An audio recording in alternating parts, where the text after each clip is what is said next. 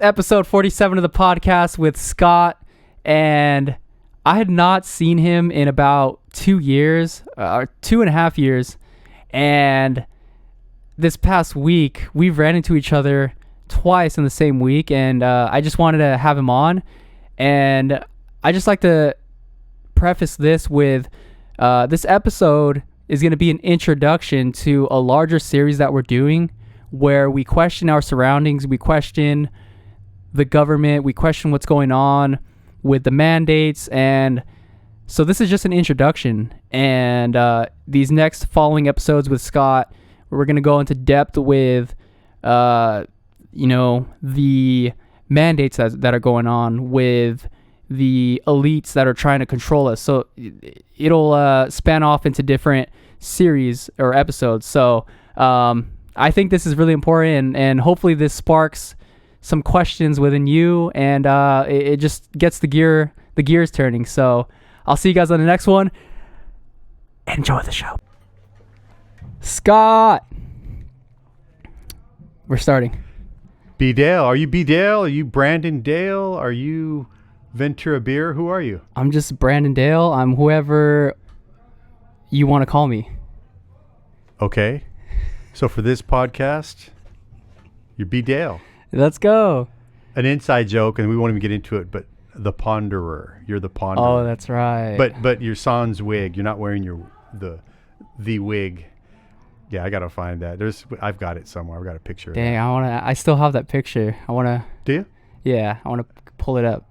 The ponderer wouldn't work on a podcast, and at least, well, maybe, yeah, I guess it would work on a video podcast, not audio, because the ponderer says nothing. He just The ponderer. Yeah. It's just like that one statue, the thinker. Yeah, he's mute as well. Yeah, so, yeah. You can be an icon, a historical icon, the ponderer. Is that me, or is that a character? It's a aspect of you. It's one of your archetypes. That is true. Yeah, we all have those, right? Yeah. Okay. Not to get in, Jim Carrey, when I forgot that documentary that he did, but essentially... Dumb and Dumber? No. That wasn't a documentary of you and your best homie? That was not a documentary. Are you sure about that? That's what I don't know. He got into playing different characters, and he's like, who's Jim Carrey? And he really questioned who he was, because this whole life he played different characters, and he didn't really know who he was. I thought it was interesting. Yeah, that guy. I'll tell you a quick story about him. So I've known a lot of celebrities. Yeah. But trust me, I'm not bragging. It's just... It's facts. What I was doing at the time, what I was involved with, and who I was around, that kind of thing. I'm not going to say there's a lot of assholes, but I think a lot of people can't handle it. And so that guy... I was with my son. We had gone to, before Comic-Con was big, we would go to the Shrine Auditorium in Los Angeles, and there was a comic book convention. Fold up tables, just makeshift, almost like a swap meet, but indoors at the Shrine. We'd always go to that. And then on the way back, we came PCH and stopped at McDonald's, Malibu, and walked inside, which is weird to say now after all this stuff going on in the world. It's like, really, walked into a place and actually just ordered food. So we're there at the counter, ordered whatever, and his car pulls up to the drive-thru, which is just directly adjacent. I mean, it's probably maybe 8 feet away from the counter we were at. It's Jim Carrey. It's by himself, and he just pulls up, and I saw him. And my son, I think at the time he's probably around 9 or 10. Very impressionable, but I think Ace Ventura was big then. So, yeah. So, it's not Ace, but it's Jim. And so he pulls up, like I said. He's sitting there. We had already ordered our food. We're just kind of waiting. It was a quick little order, just a snack till we got home. He pulls up. He orders whatever. And I guess he lives nearby. He seemed like pretty much a regular because it wasn't a big deal to everyone working there. And oh, by the way, that was before selfies and cell phones, and we had pagers and stuff like that, but we weren't like that. Okay. But the point of it about Jim Carrey, this is a good story as far as him being a good guy. we're waiting, and I told my son, "Hey, that's Jim Carrey." Kind of gets up on the counter, like, "Oh my God, that's Jim Carrey." Like, for a kid. And I looked at Jim Carrey and I said, "Hey, dude," I said, "tell my son who I say you are, but he does not think you are." And he said something like, I'll do one better than that. And while he was waiting for his drink or his ice cream, whatever, he reached into the bag that they had given him. And he turned his head from us, came back, and he had French fries sticking out of his nose. And I won't even attempt to make the faces that you can imagine he made. Yeah. Just acting a total goofball. Yeah. And got his stuff and waved, smiled, and said, "Hey, guys, have a great day." And he just cruised away. So he probably runs into situations and has, like a lot of celebrities and athletes, all the time. But I thought about it a lot of times since then. I thought, maybe instead of getting frustrated or feeling like he's special, maybe he brings it down for those moments. Like, it does matter. Not like we're anyone that like matters in the big scheme of Hollywood or anything. But this is what, probably about 20 some years later, and I'm telling you that story about him. Yeah. That's pretty cool. That is cool. Yeah. There we go. Get this centered a little bit. Yeah. Actually, it's going to be in the way. I got to figure this thing out now. Oh, yeah. No, I don't. Hold on here. Okay, got it. Yeah, so Jim Carrey. We'll do another show. I'll talk about stuff that I've seen. Oh, I'll talk. I'll get on the mic and tell you some crazy stuff. Yeah, I've heard some crazy stuff. I bet it's all true. Yeah, I wouldn't doubt it. Yeah, I don't know what you've heard, but I'm not gonna. I don't want to. Hollywood's freaky, man. Yeah.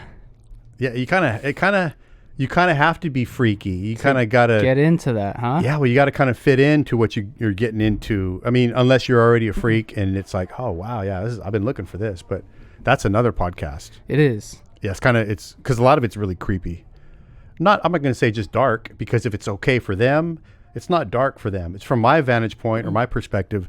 A lot of it is kind of dark. I just think it's really lonely and fake.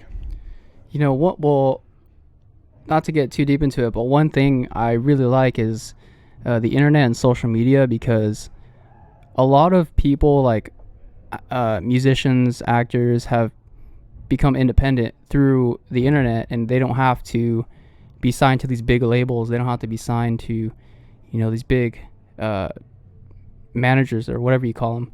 So I think that's a good thing. Going independent, you don't have to pretty much sell your soul. Yeah, you got a point there. And then there's conversely, though, how independent are you if you're not saying the right stuff, or getting on the bandwagon with the technocrats that own these platforms that don't like what you're saying, maybe because it doesn't fit with what their narrative is. Then I'm just saying they have to deal with that. Even being an athlete, you can't just play ball. Now if you're so good that you're one of the top 3 in a team, because usually it works that way, right? You have 2 or 3, depending on the sport, of course, because football, you have so many players. Tennis, you're the guy. But when you achieve in any form of entertainment or sport, you get that celebrity. Yeah. And now you've probably got someone there that is either coercing you or, manipulating you somehow. And that's what I think. That's what gets really hard for people to remain people. Yeah, and well, now you see Aaron Rodgers and people that are kind of standing up to what's going on. So I think that's cool, and hopefully that starts a wave, or it lets other people want to do the same thing, just stand up to what's going on, or at least speak their honest opinion and not something that was whispered into their ear by one of their handlers. So that's something. I'm not going to say it's easy, and I wouldn't have no idea what that's like. I would like to think that I wouldn't quote unquote sell out, but in some cases I think selling out's okay if we're just talking about money. Or I'm not that I'm ruled by money. I'm actually not, but I guess I'm just not trying to judge anyone that has, like I say, quote unquote sold out. I'm not in their shoes. I have no idea. But getting back to influencers and speaking out, I remember must have been about 6 months ago. We're in January of 2022. Yeah. Okay. Nicki Minaj came out. That's right. Yeah. And spoke about this thing, okay, that's been going on for a few years now, in regards to her brother and how she was not interested. And I don't know the details anymore, but it has something to do with swollen testicles, I think. Yeah. I think, yeah. Which is one of... It's an injury. Yeah. Yeah. It's an injury and an outcome from something that his body... I guess he voluntarily submitted and without knowing, informed consent. Informed consent. There you go. Perfect. Yeah. Sometimes, I have no idea when it comes to, influenza, mm-hmm. even Robitussin. I don't know. Is that one size fits all? I don't know. Well, you know what is that during this whole, I think it was from February, March to current, the amount of cases from the influenza was very, very small. So, that's... What happened? Did it disappear? Did this thing extinguish influenza? Because there's virtually, the drop-off was miraculous all of a sudden. It just makes you wonder if all of a sudden people that had influenza, it might be, but we're going to call it this other thing over here. Yeah. We need to build these numbers up. I don't know. Okay, so the last time I saw you was almost a year and a half, probably, I think a year and a half ago, maybe. Was I naked or was I fully clothed? I think you were fully clothed. Okay. Unless I was dreaming and you were naked. But I don't think it's a nightmare. It's two different things, man. You gotta somewhere in the middle, let's say. But no, I'm usually not naked. My appearances in nudity are usually not in dreams, or they're usually in this realm. Oh, interesting. Yeah, not very interesting. Trust me. Not a long story. So yeah, it was about a year and a half ago, I think. Yeah. Probably at the Float Center, or yeah. Or I think it was a Starbucks. No, it was probably Starbucks or right across from or Caps. It was during that time of the Baldilocks experiment. Yeah. Yeah. Shout out to Austin. Austin Nealon. And since then, it was shortly after where this whole pandemic started.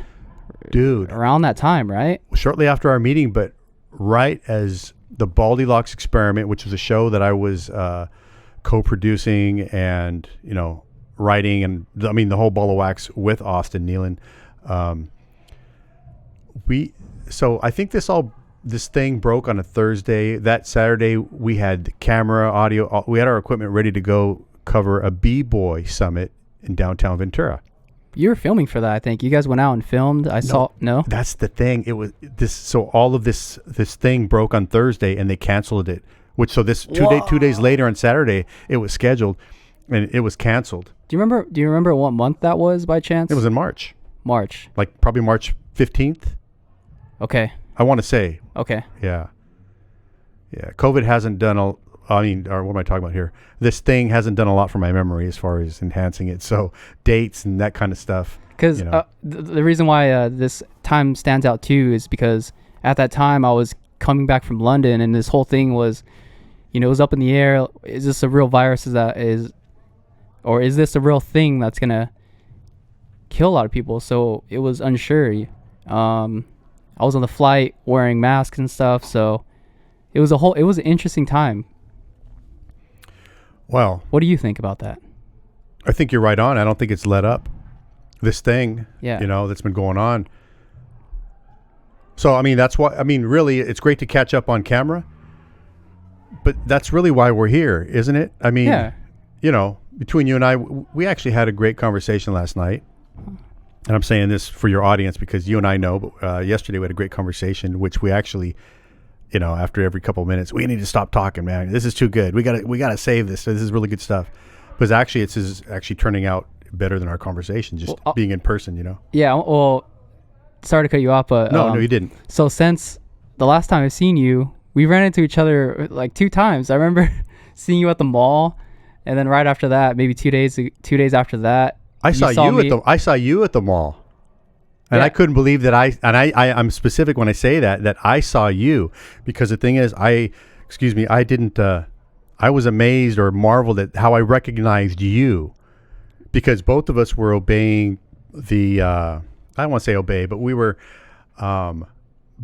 being courteous and cooperative with Target at the mall, and they ask for the whole the facial covering thing, and hey, I have my own beliefs when it comes to this, and we'll get into that. Yeah, that's actually why I'm here, right? Let's be honest about it. This is not. We won't just kind of fall into that thing. No, that's actually why I'm here. But I like this easing into it. Well, yeah. I have my own ideas, and I am accommodating, or I don't want to say compassionate. It's a big word, but I'm understanding around people that communication is everything to me. If you communicate that, hey, if you wouldn't mind, okay. Oh yeah, for sure. Yeah. But what I appreciate in response is, can you elaborate? Like, what's going on? Where you at? Because I think one of the things with this whole distancing, to me, it's unsocial distancing, right? I mean, full on. We're really discouraged to talk, or as we know, we were talking about social media or different platforms, even communicate, and almost like have these one-on-one therapies, like, hey, what do you think? How have you been? How has it affected your family, your job? You still working? All these things. And that's tough, man. That part to me has been, well, for me, it has been the toughest, because I talk anyway. Yeah. And so like when I saw you that day, it was cool. No, it was better than cool, man. It was awesome. It really was. And but it was almost serendipitous to me, because I had not seen you in 2 years. And then I see you 2 times in a couple weeks. And then I knew that, okay, well, something's gonna happen from this. It's just, it was like a little tap on the shoulder from the universe for both of us. It was, yeah. Yeah. I agree. Yeah, so that was super cool. I don't think I'd be here today if it wasn't for, well, especially the first time. I think you were hunting for a Cudi album. I wouldn't be at that Target if it wasn't for Kid Cudi. I was looking for Man on the Moon 3 that recently dropped in Target stores on vinyl. Is that strange? Yeah. Is it? That would drop in a Target, which is not known for wax? Yeah, it is strange. Usually it's isn't it Best Buy, Walmart? I'm not into vinyl. I don't have turntables. I mean, I think it's cool. I that's what I come from. Yeah. And I'm an old hip hop head back from 79, and that's another show. Yeah, I saw that Kid Cudi. I saw that coming in. Yeah. I like the artwork on it. Yeah, beautiful. So for me, I come from vinyl and wax, and I believe in. I'm not a fan of rap. I respect it, but I'm a hip hop head. So to me, it's got to have those. God, is it 8 elements? You got to have 5 a mic. elements. Oh, you got to. Okay, so let's count it down. You need an MC. Breaking. B-boys. Graffiti. Turntables. Graffiti. MCing. Did you say MCing? I lump MCing and because a microphone, a mic controller, and MC is the same thing. And I've even heard beatboxing is an element. Yeah. Yeah, but definitely graffiti. See, I guess it's all. What am I trying to say? But you could put fashion in there too. Because Fat Lace Pumas, Adidas, we can go on and on. But I mean, yeah, Dookie ropes. You could Kangol on the East Coast. Kangol, yeah. But then you want to bring it to the West Coast, and then you can even talk about khakis and Pendletons and Converse, and so it's different, right? Go down Nike south. Cortezes. Yeah, exactly. There you go. Exactly. Yeah. So it's interesting, but I don't know about Okay, so DJ Premier is my all-time favorite producer, all time, and I'm not saying he is the best. I'm just saying for me. Yeah.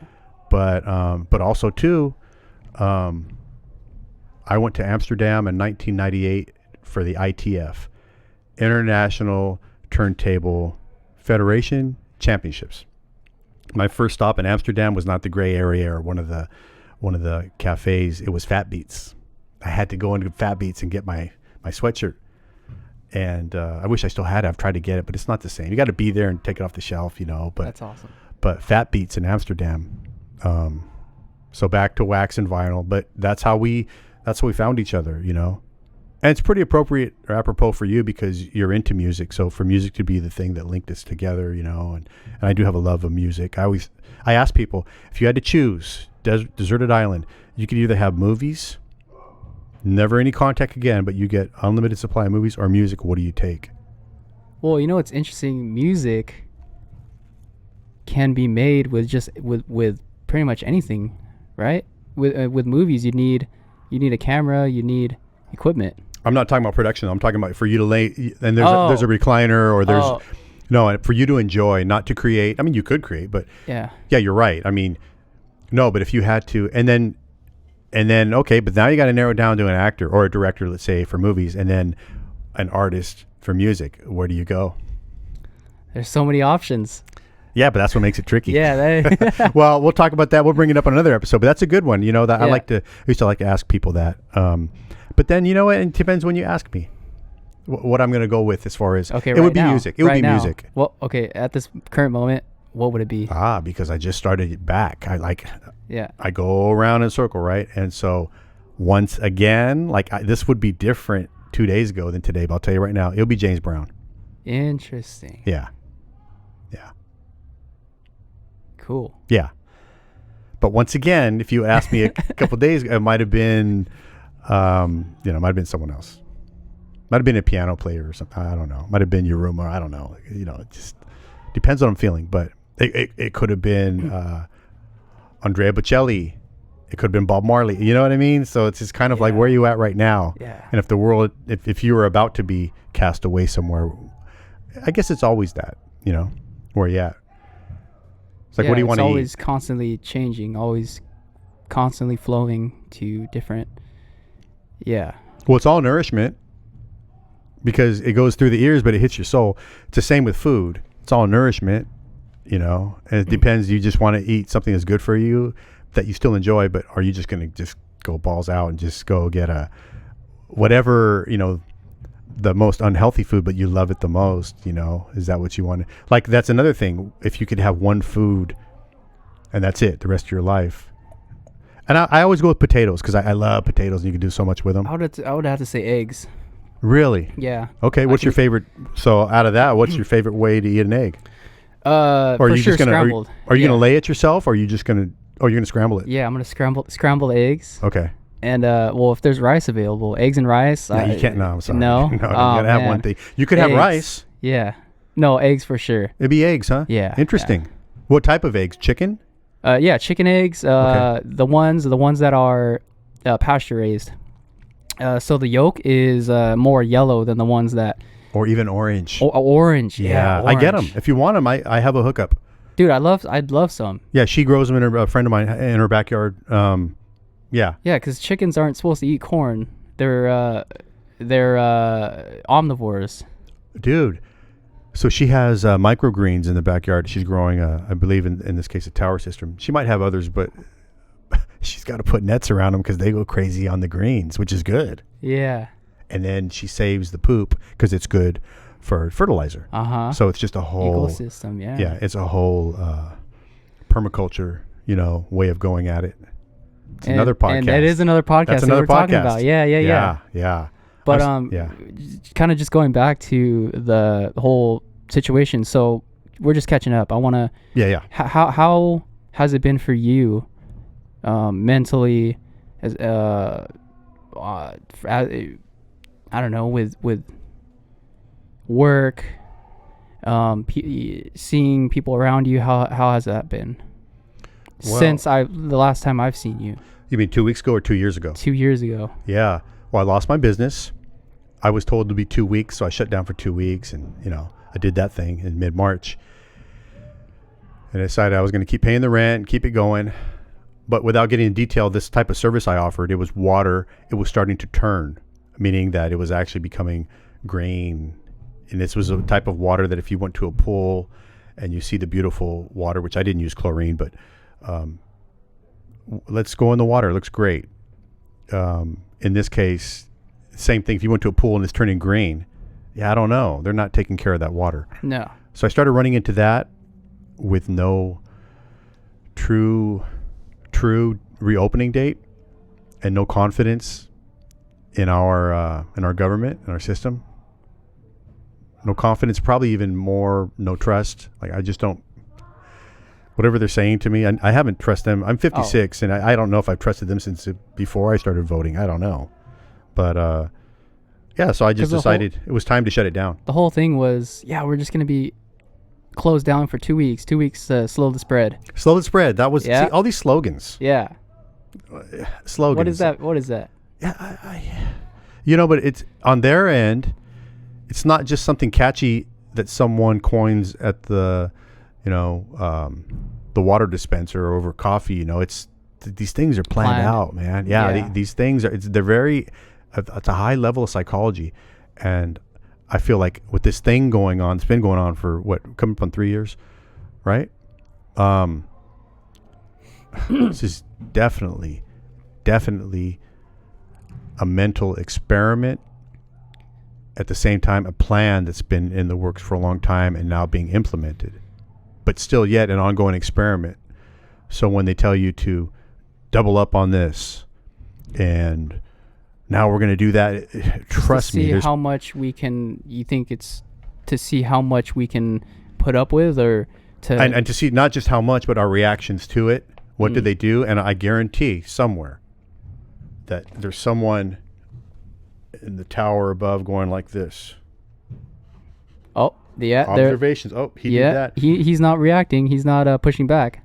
Well, he's not. And equally as important, look at those guys are.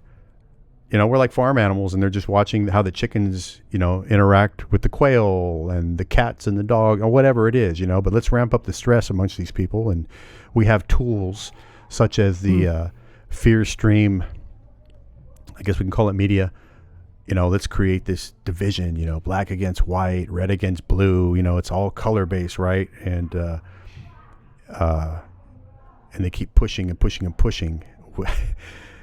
It's actually diabolical in a sick way, very diabolical. I've been doing a little bit of studying on Edward Bernays. Yeah, right. You know him? Yeah. Yeah. So he was the guy that started human relations, which he used psychological and mental, what do you call it, tricks? Sure. Yeah. Using corporations to push an agenda or a narrative. For example, women, I think it was like the 1920s or 30s, it was taboo for them to smoke cigarettes. So what he did was he made it seem like cigarettes were penises, in which men had at that time had power. So it's like, if you smoke cigarettes, you'll have power. And he staged a whole event where these women went out and marched and smoked cigarettes, and got a bunch of media. And I don't know, it became a whole movement. And for the people that are listening, like that was happening in like the 1920s, and I'm sure even before that. Yeah, I agree with you. I'm sure even before that. And that was actually a phallic symbol, right? Yeah. Which we see all over the place too, like the obelisk, right? Yeah. All around the world, not just in DC, and you're going to, you guys are going to hear us say this a lot. That's another episode. But this whole thing is so deep because isn't the mind so deep? It is, right? Yeah. And when you start messing with the mind, I mean, you can go in a lot of different directions. So we are all, and probably always have been, a part of this controlled experiment. I don't know. I lost my business, but to be honest with you, I was never depressed or feeling negative or despondent, angry over it. I pretty much accepted it, even though I lost well over $100,000 in a matter of about 4 days. Because, quick part to this, I was about to sell the business, and when I was going to sell it on the Monday, so Thursday, Friday, Saturday, Sunday. So 5 days later, the paperwork from the lawyers and the bank, everything was set for signatures from a client that wanted to buy it and incorporate it into her existing business. That was on the Monday. So that must have been like the 16th or 17th. When this hit the Thursday prior to that, I just like, oh shit. I called her on Monday morning, and I won't say her name, but I said, hey, I'll just make up a name. Hey, Jane, we still on for this morning at 10 to sign the paperwork? And she was really cool. I mean, I already pretty much knew it. She's like, dude, they shut me down. They shut me down right now. It's nothing I can do. I'm closed. And I knew it, but I came that close. But then on the other hand, I would have felt pretty bad that if I sold it on that Monday and then they shut down a week later, I probably wouldn't have refunded the money. But it's one of those things where timing is everything, right? In good and bad ways. And sometimes you miss that flight and you're driving home, or you stop at a restaurant and holy shit, flight 666 just crashed in the middle of the Pacific Ocean. You should have been on that flight, and that fucks with your mind too. That's survivor's guilt. Was that a real thing? Oh, it happens not all the time, but it's happened many times. It's happened in my family to one of my uncles, and yeah. We're a part of this thing, man. We're a part of this. This is a crazy existence. I can't even say a world. I know we're on terrain. Yeah. This 3D, third dimension. This is a whole nother podcast. I question everything anymore. This could be a simulation, and I never could understand that before. And when people said, oh, this is not real. This is matter. It's not here. But it is here. I'm sitting in it, and I would always not debate I would question it, but I can never understand it. And now it's just easier for me to say this could be a simulation or a different realm or dimension. And I do believe in that. I'm more of a dimensional kind of guy. Yeah. Where I could be somewhere else right now. Another version of me. I believe in doppelgangers, but I think it's more than that. I think there are probably a few of me around in this planet. Yeah, I'm trying to understand the fourth dimension with the what is it, the Tesseract and stuff like that. I can't grasp my mind around that. I don't know that. No. What was it, a Tesseract? Tesseract. It's like there's the single point, which is the first dimension. You have the square, which is the second dimension. The third dimension is the cube.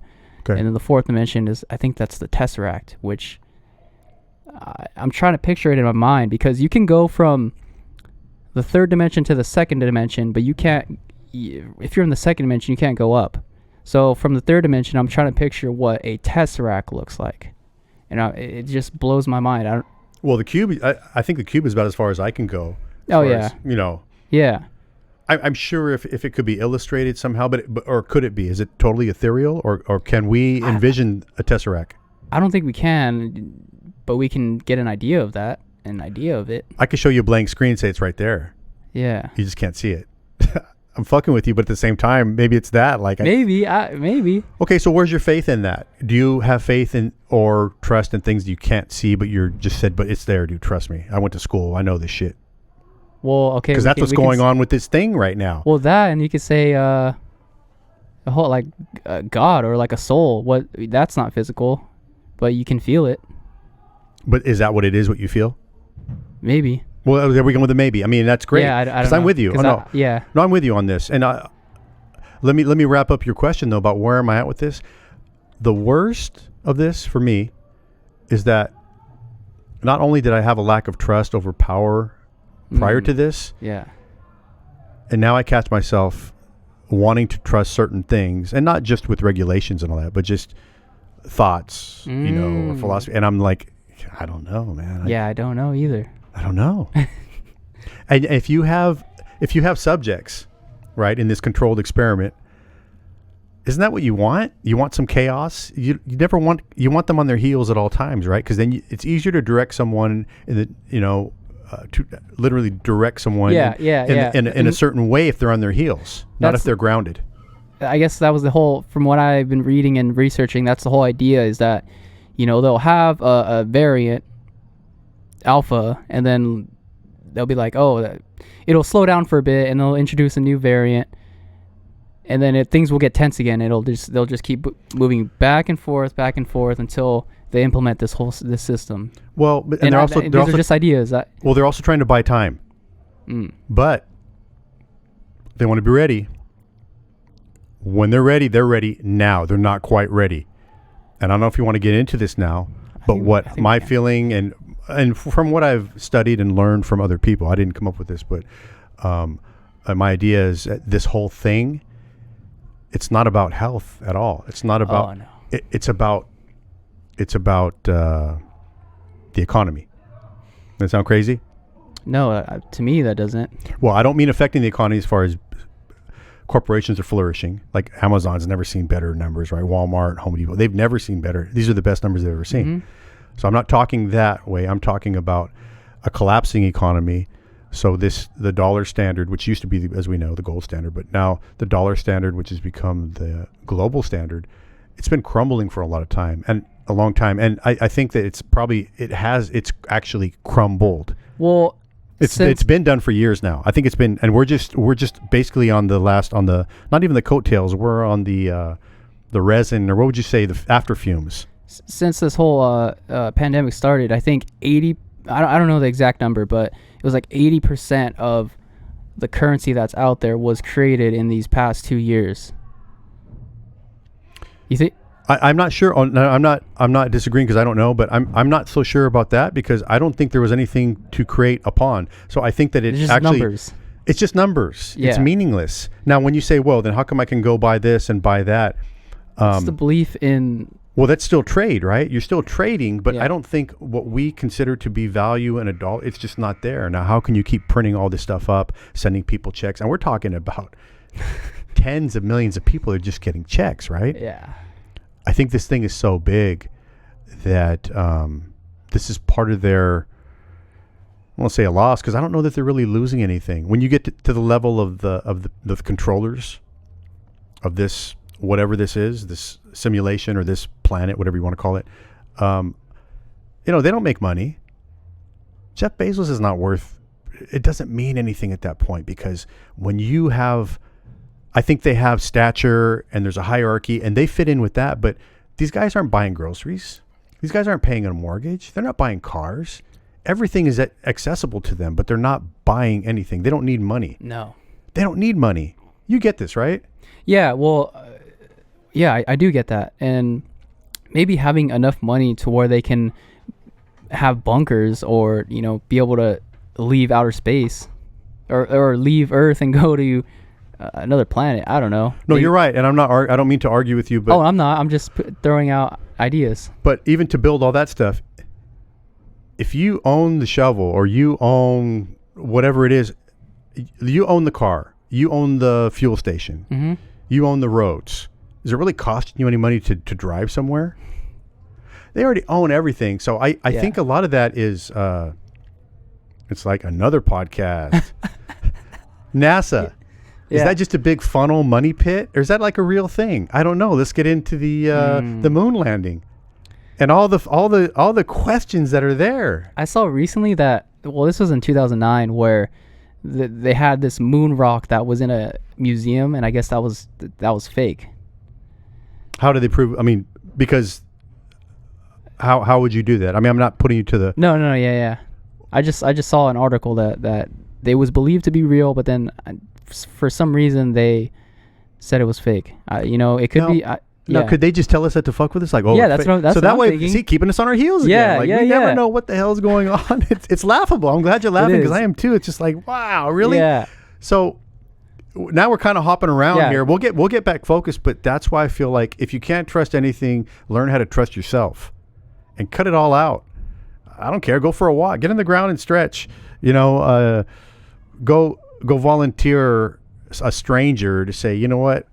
I can sweep your leaves for you. Just blow someone's mind. I don't care. Well, do whatever you do, but take yourself out of all this shit and do something that's actually free and that you're doing something good for yourself. Because after you're done with those leaves, if you don't feel good when you walk away because you did something for nothing, you need to do it again.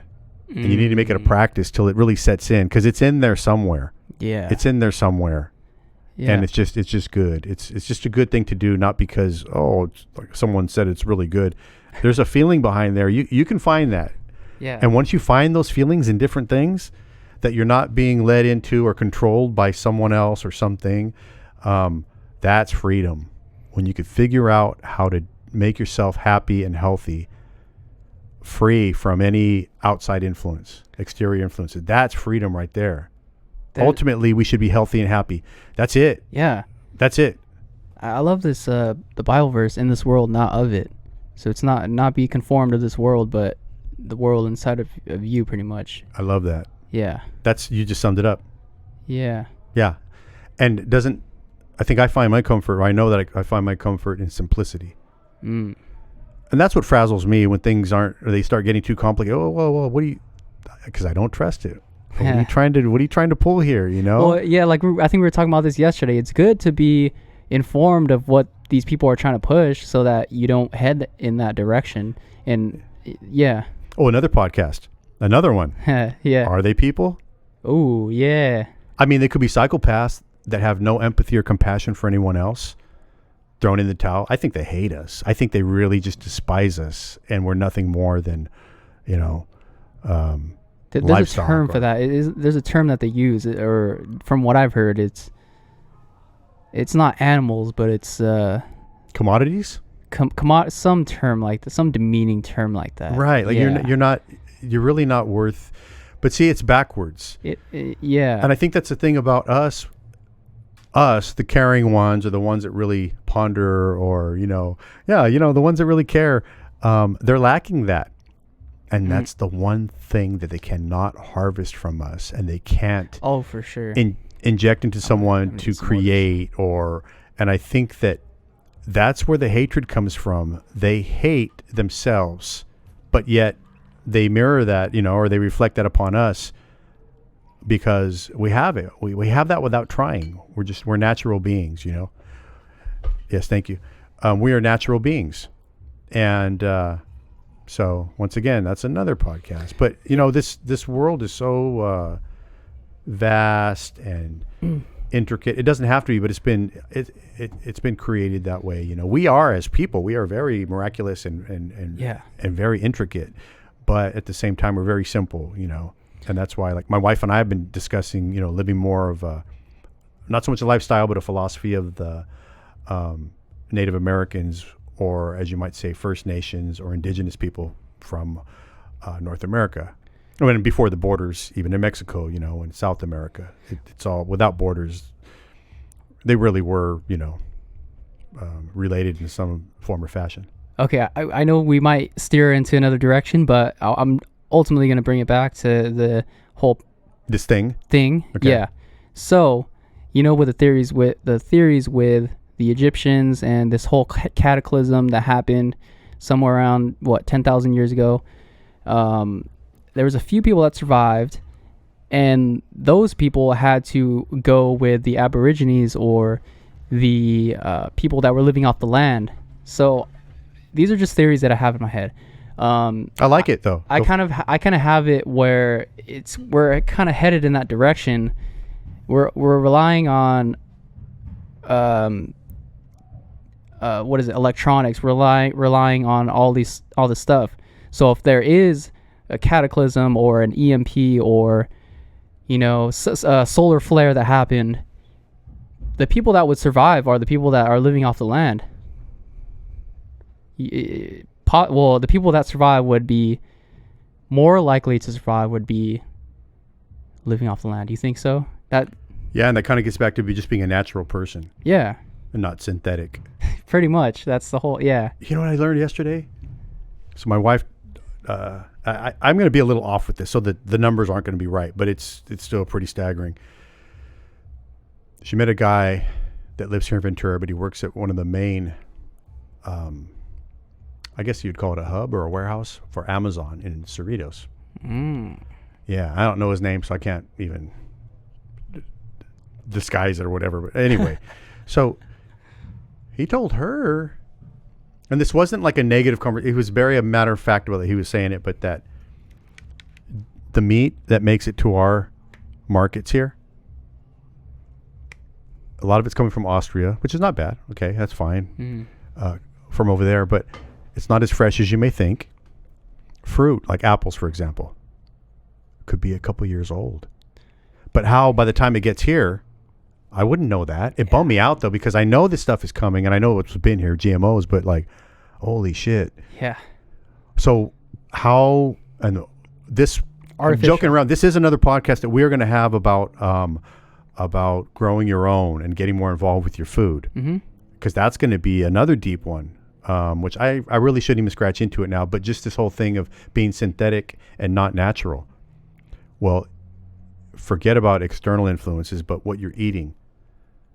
Wow. Yeah. Wow. I mean, so to me, that's one of the most important things. I mean, you could live without shelter, but without proper nourishment, water, and clean food. Imagine if you had, I mean, you and I may have to imagine, because you shop at a store, right? You probably pretty much eat what's sold at a store. Yeah. And I do too. I'm gearing up. We're renting a house, so I don't have a whole lot of, I have raised beds that I'm building. Oh, nice. But they're not massive, so I'm going to have, it's going to be small gardening. But, you know, we're hoping to move, if not outward. I know even El Rio here has some huge lots. And I could see myself being a farmer, even on, you know, an urban farmer. Yeah. But I think that's how we all have to go, because like those eggs you were talking about. Uh-huh. And by the way, the eggs that I get from my friend, from Sandy, they don't need to be refrigerated. They'll last a year on the counter. That is really cool. I didn't know that. Are you kidding me? That's awesome. That is awesome. Yeah. I know. So what does that tell you about the ones that you buy at the store and there's an expiration date on them? Now, from what my understanding, though, and they're brown eggs just naturally, they're a tad bit smaller, but not like a quail egg, though. But she said that it's because of, through the birthing process, when the hen lays the egg, there is a natural substance that coats the shell. That's awesome, my man. That is cool. Are you kidding me? Now, you want to talk about being natural?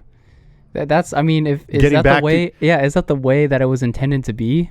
Of course. Before. Of course. The injections, you know. What did chickens know about, you know, gene therapy and experimental? That's so great. Experimental, you know, inducements, or, you know, trying not to use words here, but what do they know about that? They're just doing what they do, and we are actually symbiotic with them, right? Yeah. I mean, we should be, but we're getting farther and farther away from that. You know, it's going to get to a point where, you know, down the road, you're going to have a truly, truly organic meal, and your head's going to explode. It's like, what the hell? I can't even take this. Like, stomach, I'm joking, but I don't think it'll get to that point, because something's got to give here pretty soon. Something's got to give. We can't. Yeah, and do you think that's like we were talking about earlier? That's part of the plan of these guys, these people, elites, these is to collapse the whole system. Well, is that part of the questions you have there? Well, but to finish that, no, actually, these are questions, but that's a good question, though. That could be on anyone's list. But Klaus Schwab, right? World Economic Forum. There you go. Yeah. I don't know if he coined this, but they're using, you know, what is it? The Great Reset? Great Reset, yep. Now, what are they trying to reset? Everything. And we're included in everything. And I think it was, the term was the fourth industrial revolution. Right. I don't like the sound of that. We had enough industrializing. We need to get back to natural ways of living, you know? And, dude, I'm not a hippie. So I'm not a religious guy. I mean, I believe in all those things, but it's not my lifestyle. But holy shit, man, there's balances. We need to get back to that. It's really the only thing that could probably save us. Not just the natural thing, but waking up and realizing what's going on. Bottom line, as far as this thing that we'll get into, I brought some questions with me today, and they're just questions. Yeah. We're gonna ponder. We're gonna ponder these questions. But they're just questions. So you and I, obviously, we're not experts. No. I don't think I'm an expert in anything. You know, I'm a lifelong student. Really. And I'm proud of that. Like, I want to be. The day I stop learning is hopefully the day that I'm dead, you know, that I just, okay, well, I still had more to go, but I'm just not here anymore, you know, and hopefully I know I'll be going somewhere else, you know, and this is just a preparation for that, you know. But keep in mind, kiddo, that we are here for a reason during this time. We are here, man, and we are meant to be warriors. And yet some people are here that maybe aren't there yet. But we need to be having discussions, and it's not about right or wrong. It's about the discussion. Yeah. And the information that's getting out there too, and spreading that information to people. Yeah, So that's what I think. That's what we're trying to do now is question, get the information out to people. So, what's Well, yeah, and Yeah. besides information, we're trying to get questions out because Questions, we yeah. want them to question and not just say, "Hey, these guys really, they got their shit together on this." Like, well, we don't, but we're just raising the flags, the red flags, saying it's just a lot of holes in this story yeah, of this thing. yeah. Well, are you ready for some questions? Let's do it. Let's do it. Yeah. Okay, here we go. And I'm not a fan of really long podcasts, so I just want to speak for myself, and we've talked about this, but we're not going to wrap it up with this, but right after that we will, because we have some positives to talk about. We want to talk about what we've got coming. This is just the appetizer. Mm-hmm. So we were talking about yesterday where we want to have this as a sort of a series where this is the appetizer. We'll have different episodes where you can go back. We'll have the self-sufficient episode, or we could call it whatever. Right. And so this is just the beginning. It is. We can get into how the different, because this is so deep, and ultimately it won't be on this list, but a question: who and why? Who would want to do this and why? We're going to get into that, but it's not, it's a small group of people, but it's multifaceted. It's not as easy as just saying that's the guy, it's them, or it's those guys. It's not saying that it's a web. easy. It's a web, and that's exactly what it is. And David Icke uses that it really is a web, and he's learned from many indigenous tribes, and I believe, I haven't really been focused on him for a while, but the Wetiko, and this is a philosophy that natives have used to talk about what's going on. And it's a power, right? It's a power. It's an energy. Yeah. And it feeds off of our fear and our sorrow, and also, like, I think we have the individual person has the power to decide what controls or how we're affected by our outside influence. I'd say the majority of us do. If you're a victim of human trafficking or slavery, and no, I'm just saying, not to get too particular here, but you're right. Yeah. The overwhelming majority have a right to say, okay, I'm going to give this a little bit of time. I'm going to start maybe even just listening to podcasts. And that's an easy thing to do because I'm always searching for new ones, and the majority, I don't like them. Yeah. For shallow reasons. I don't like the guy's voice. I don't like their repartee. I don't like, whatever it is. And that's fine. But then you'll find someone. Yep. And it'll resonate. Mm-hmm. And you'll find that it's kind of like dating or any relationship where it's like, I'm not going to fall in love with every person that I meet, right? I don't want to. That's reserved for the special ones, right? The ones that bring that out of me. But when you find those, or even just friends, I want to hang out with these guys. Or I like them, because you do become who you hang out with, or who you listen to, or who you read. Yes, and your surroundings, what you watch, And if not becoming them, you're heavily influenced, and it will change you. But hopefully, you're picking things that'll change you into a better person. Not that you're not a good person now, but we can always be better. Always strive to be the best, not in competition, but the best that optimal, the best that you can be in that regard. So it's exciting. I love that kind of stuff because it's really boundless. There's really no, and you can take breaks and say, I'm just going to go do this today, or I'm not. You guys are too heavy, man. Like, it's not that. Doesn't have to be the way all the time, but you should dedicate. That's part of your health regimen. You should do it. Yeah. Okay. I don't know if this is part of the question on there, but we mentioned if this was really about our health, the people that are put in these positions of power would not be pushing these things onto people. They would be pushing mental health. They would be pushing eating right. So you mean if they cared about us? Yeah, if they cared about us, yeah.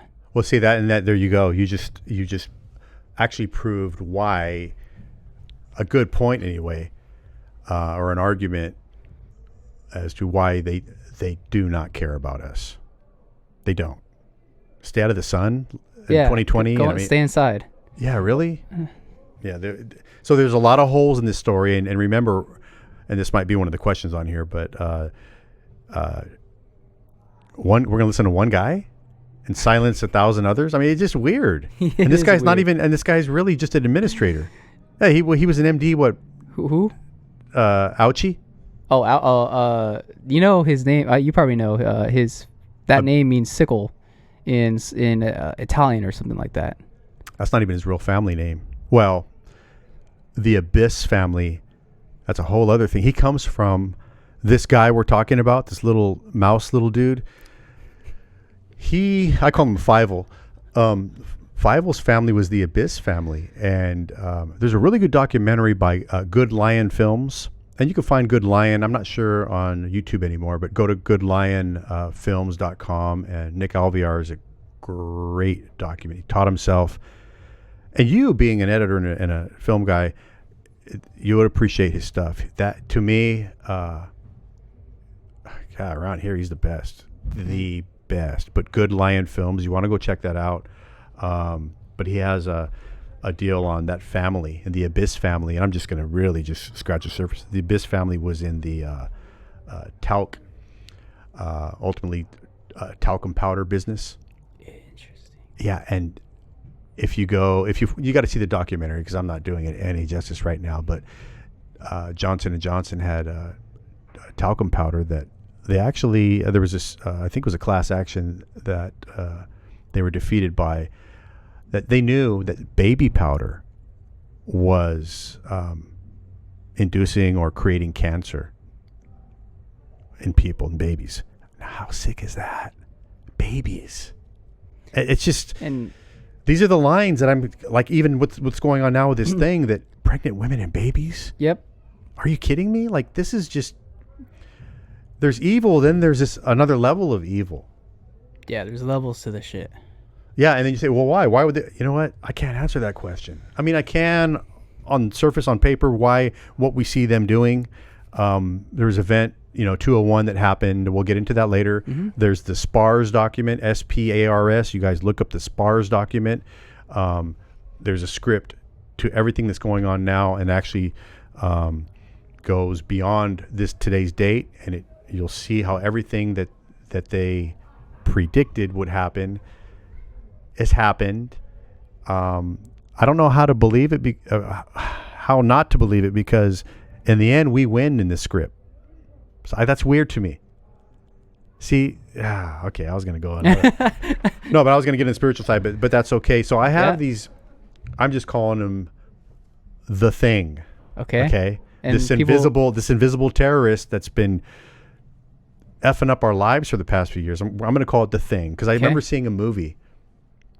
John Carpenter had a movie. Well, he did the remake called The Thing, and it was this thing that morphed, and it would enter people, and it was an alien, but it would enter people, and you couldn't tell. It looked like Branden Dale, but all of a sudden tentacles come out and teeth, and it would just kill people, and eat them alive, and I think that this is the thing because it does the same thing. It's always morphing into something else. Oh, a new boogeyman, here it comes. Well, and what we'll get to the questions 100%.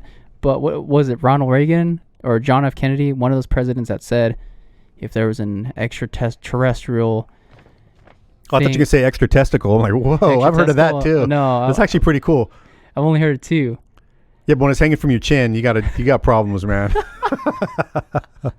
Yeah, this outside thing that well, I don't know the question. Yeah, well, no, call him. I think he even said aliens, or Did he say aliens? He might have, yeah. Okay, well, this could be. But we'll just say it for now. Yeah, that was in the 80s. Yeah. But finish that. But go ahead. Who's to say that this thing?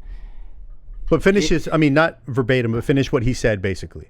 I can't quote it from the top. No, but he said something basically the fact that if there was a sort of alien invasion, that would be the one thing that would bring the whole world together. Yeah. Yeah. And is that part of this thing? It could very well be another podcast. Yeah. Okay. Let's get to the questions. Project Bluebeam, right? Yeah. You know what I say though? I say if I see something like that coming over Canal Grade, a monstrosity, on 3 legs and 1,000 fangs or whatever it is, lasers taking all the cars out. I like that because hey, traffic. We need a traffic solution. So that's kind of cool. There's a thing also where aliens, they're always portrayed as bad. Who's to say that they're not good? They could be benevolent. Yeah. But you know what? I think they've been here all along, and I think that I'm not going to say I think they're going to help us, dude. There are no white hats. I'm not Democrat, Republican. I'm nothing. I'm not red or blue. I voted for Trump. I fell into that thing. Well, it's Hillary or Trump. Trump. Yeah. But I wasn't. I was kind of. It was entertaining to me. And some people won't like to hear this because they act like oh, he's Uncle Trump. Like, you really know this guy. People take it so personal. Like, if you don't like Trump or you Biden, whatever it is, people act like they really, yeah, that's my dad. Or that's my close uncle. I know I trim his toenails. And I just really know this guy. Man, shut up. You don't know anything. But so I don't trust any of them. I'm done. They're actors. I'm over it. They're not even in charge. The corporation is in charge. They tell these guys what to do. They buy them off. So anyway, I just feel like, that's another podcast. It is. Yeah. Okay, questions. Yeah. I just feel like we need to get back to self-reliance, self-responsibility, and quit waiting. Help me, government, help me. But they did say that was the one thing that would bring everyone together. But Project Bluebeam says that we could be getting into holograms and holographs, and that they're not going to be real. So I always say, when I see them, I'm driving towards it. Not like I'm a badass, but more like, if you're going to take me, take me. But it might not be real. Just the same way that you see Jesus rise. Yeah, I don't know. I mean, I don't think it's going to happen like that. I think it would be a full-on ascension or out-of-body experience you never come back from. Something like that. I don't think that we're going to be. Interesting. It's all Hollywood, man. Like, I wonder if Jesus is like a Christ consciousness, and that is the thing that rises, which is the mass awakening. Dude, I love you, man, for saying that. Yeah. No, not because you didn't invent that, but it is really good, man. That's what I like to believe and see. That's what I like to believe as well. Religion, and politics, as far as your affiliations, you like the Dodgers, I like the Angels, whatever it is. All this is, what do you feel comfortable with? Well, there's no right or wrong. Isn't that what the pagans believe? Is that Jesus, and the Freemasons, which that's a whole other podcast. Another podcast, yeah. Is that they teach is that Jesus, which is the Son of God, is it pretty much that's what we are, you would say. I don't know. My belief is that it is that simple. All right, we're all godlike, meaning that we're of God.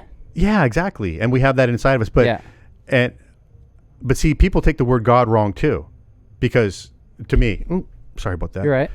Got a little animated there. No, I feel like people use that word a little bit too serious too, because to be godlike doesn't mean that I have power over you, that I can do things. It's the way that you carry yourself and your belief and the way you treat others. I mean, I think that's what it is. But the way you put it a minute ago, I mean, that Christ consciousness. Yeah, a couple of years ago, I was really big on that as far as explaining it that way to myself and to other people. But it's a personal thing, and it should be a very personal thing, not private, but personal. As far as your beliefs should be ultra personal, meaning that you take it and use it personally, not private, or it could be however you feel. But people just put too much seriousness on God and Jesus, and you should not disrespect anyone or anything. Yeah. But at the same time, you trying to tell me Jesus doesn't have a sense of humor?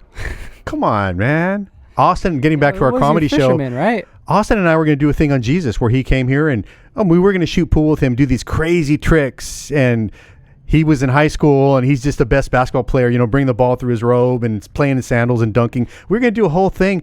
It's just a cool Jesus. Yeah. Nice guy, all that. He wasn't arrogant, but to kind of bring it down. I have a friend. Okay. If you ever, his name's Jeffy, and hold on. Does he look like Jesus? Yeah. That's where you're going? Yeah. So if you if we reprise that? Yes. I want to show you a picture of him. You can't put it on the screen though. Oh, I can. Okay, let's do that. Yeah, let's see this. Yeah. So that's cool. Everybody's waiting. Now we got their attention. They're all waking up from our discussion. This is what they want to see, man. Right. Here's your show. This is what it should be, man. Yeah. All right. Hold on. The dudes that look like Jesus show. Because he's a really awesome. I love Jeffy. This is Jeffy. This is Jeffy. Jeffy Obvious. And this is his name's Jesus. But he would. Wait, go back up. I think I know that. Oh no, the guy in the middle. I thought that was. Oh no, I thought I knew him. That was not. I was thinking of an older guy. But yeah, that's LZ. He's a hip hop. Slum Village? The Slum Village? Yeah. From Kanye Productions? Uh-huh. Okay, back in the day. Oh, really? He's a promoter, and he gets these guys on shows and stuff. Oh, I like him. Yeah. Well, I like Slum Village. So, yeah. Tainted Love, right? Or was it Real Love? Tainted Love? What was it? I'm not Real sure. Real Love. Something. That's all I know.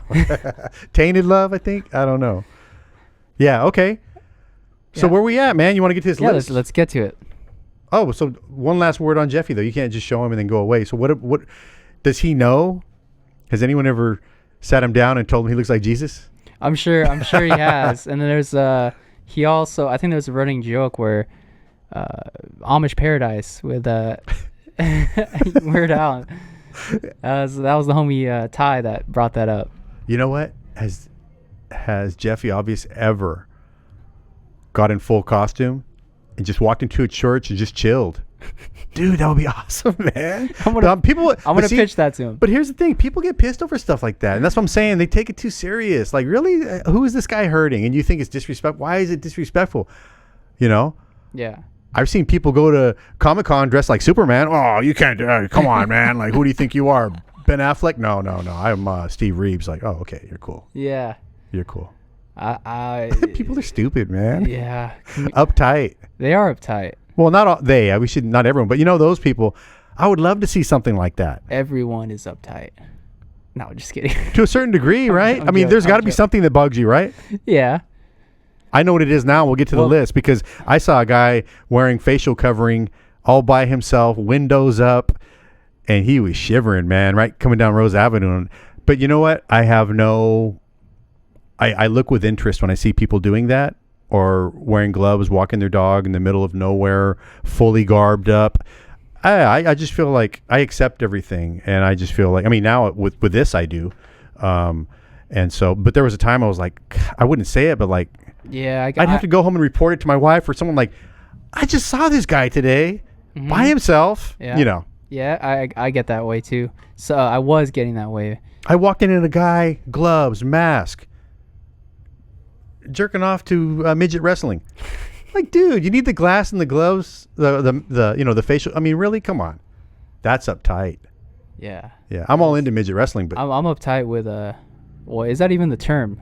Traffic. Traffic gets even that just changes your whole frequency, changes huh? my whole frequency, yeah. That's because you got to get a job closer to home, man. You going to Thousand Oaks every day? Yeah. Because you're getting a mix of those LA Valley people too. Yeah. They're different in the Valley, dude. I'll tell you some stories about Valley people. Oh man. No, really.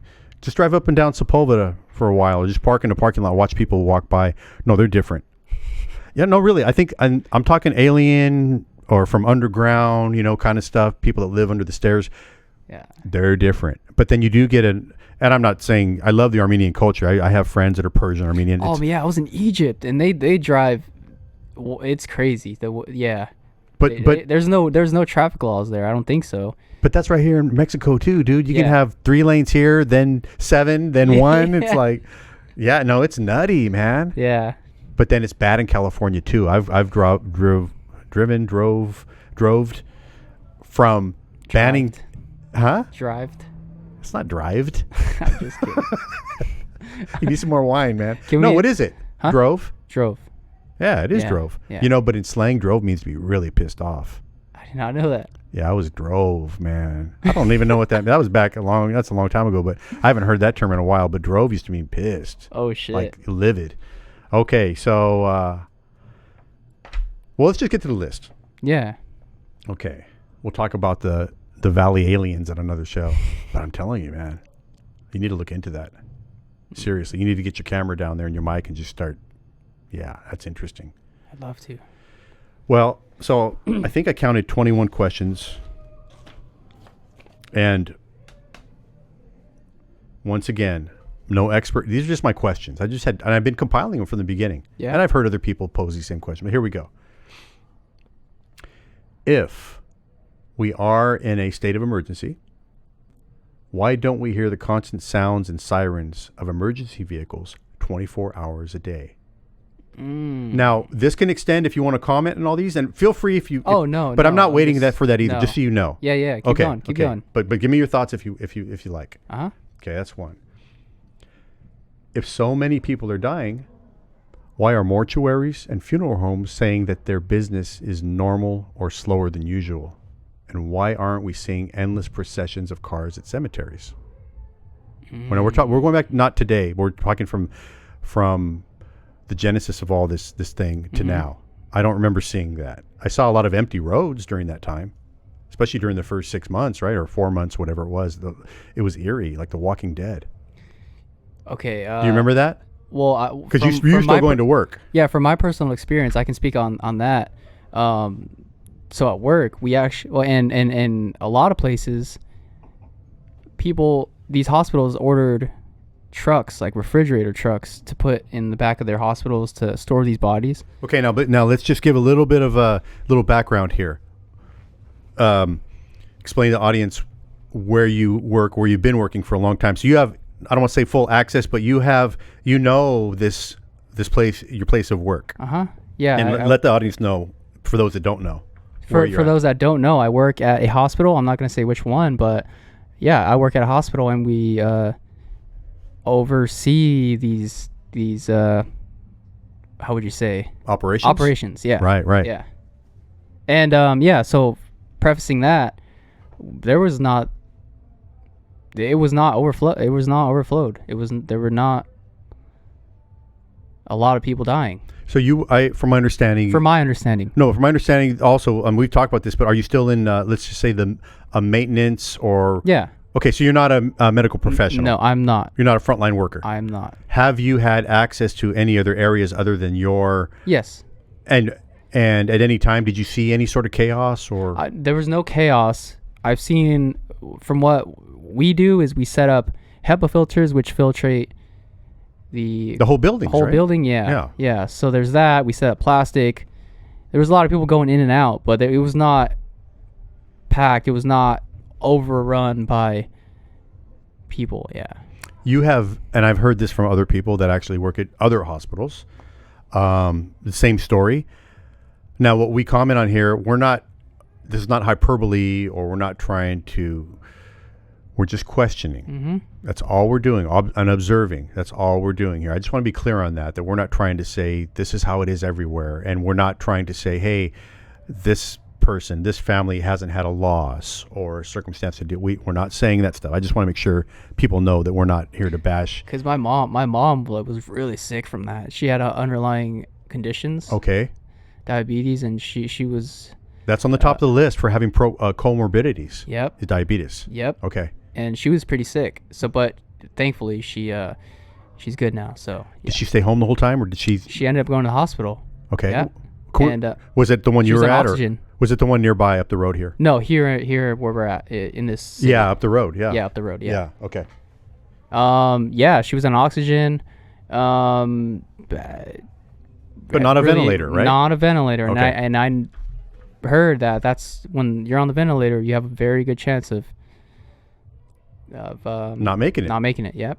That's crazy when you say you have not a very good chance. You put it that way. It's very specific because. You think so, right? Is that? No, that's bad. Yeah. Like, not a very good chance. I want to have a good chance of leaving this place, but when I hear not a very good chance, it's like, whoa, okay. And I think that was the protocols to put people on the ventilator. Well, and at that time, whether it was chaos and he was still learning, he was following his advisors, but the leader of this nation was setting up some sort of factories and manufacturing plants that were shut down, and we're creating business for them now, and they're building these ventilators for us, and we're going to have so many X amount, we're going to ship them here and there and there.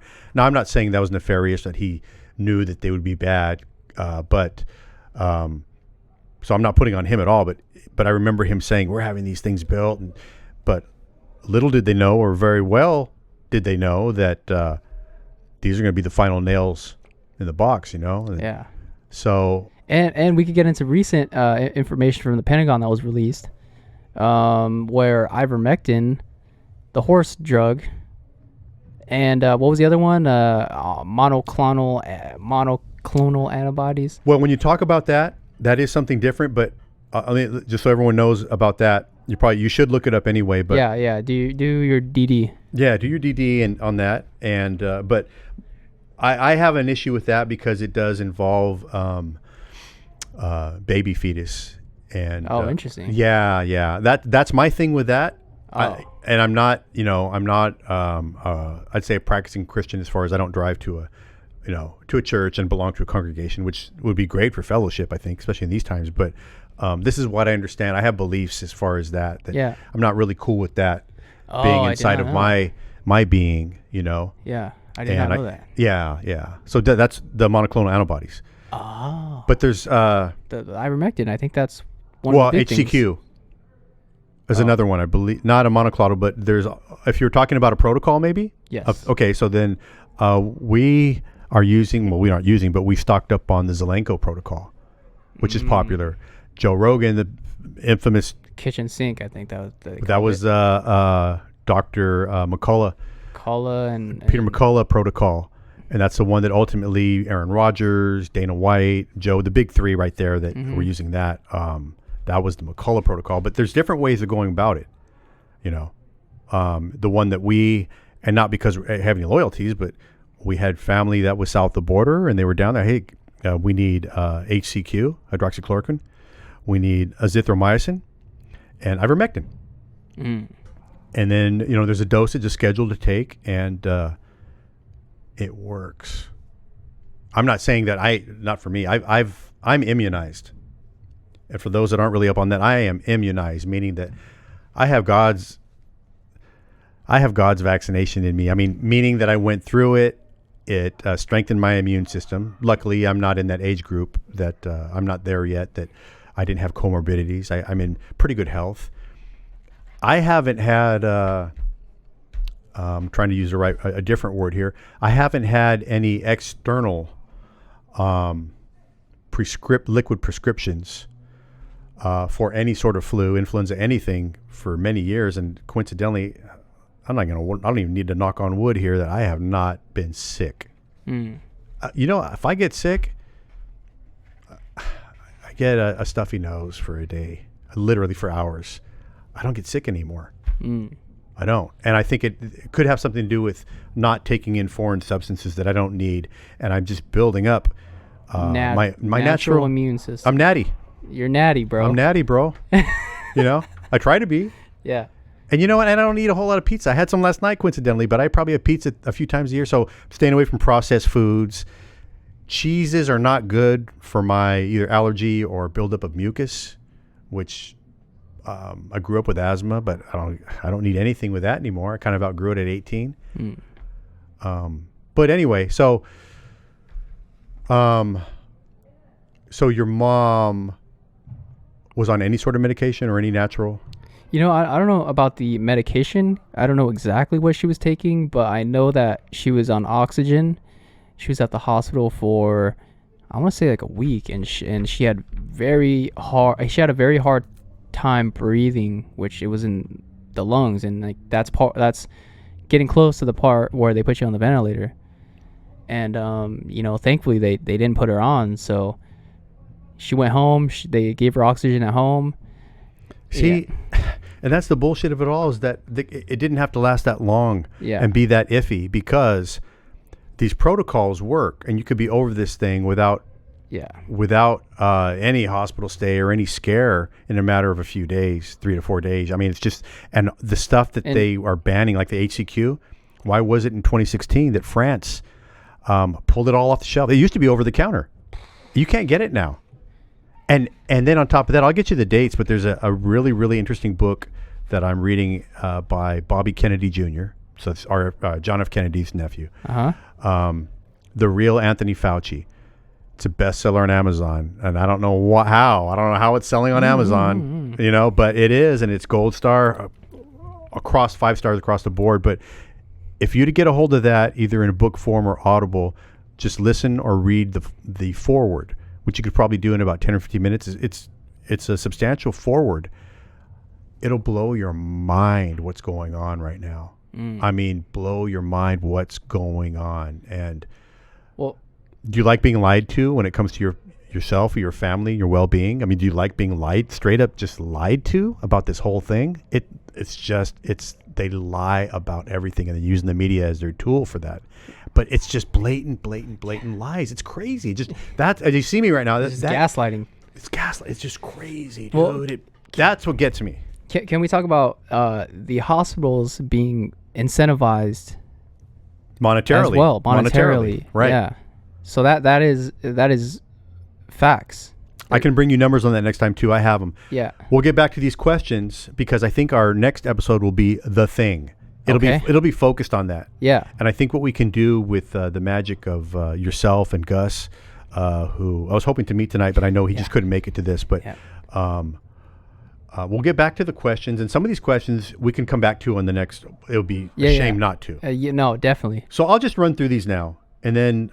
Well, we can run through a few and. However you want.